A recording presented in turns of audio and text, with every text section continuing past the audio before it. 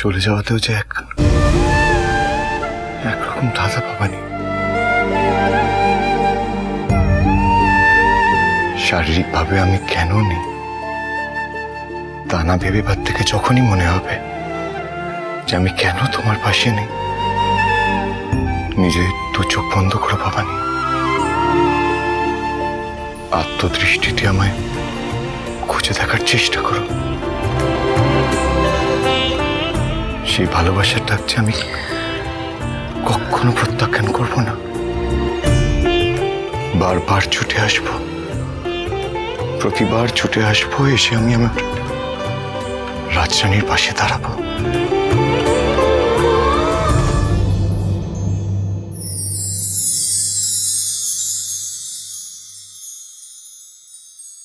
কি রে, তাই তো? দেখিস তোর মা তোর পরম যত্ন করবে, তুইও কিন্তু তোর মায়ের খুব যত্ন করিস, যত্নে রাখিস, কেমন?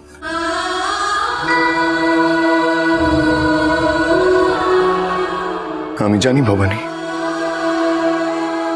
আমি জানি তুমি ওকে সুশিক্ষায় শিক্ষিত করবে, সমাজের অন্ধকারের বিরুদ্ধে ওকে সোচ্চার হতে শেখাবে।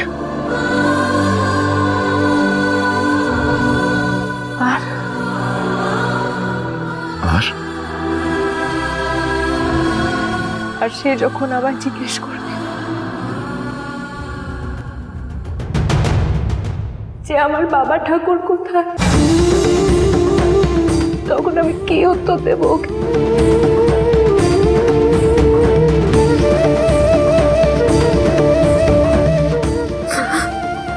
আমার কথা না হয় তুমি ওকে বলো ভবানী,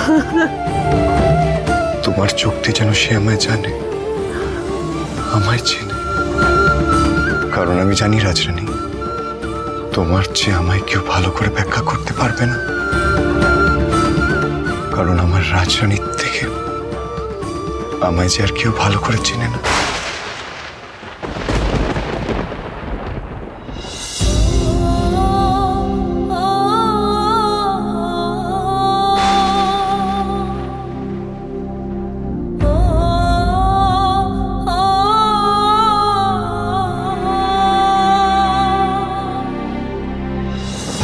তুমি তাড়াতাড়ি চলে এসো,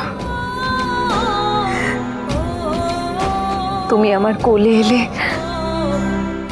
আমি তোমায় এক রাজার গল্প শোনাবো,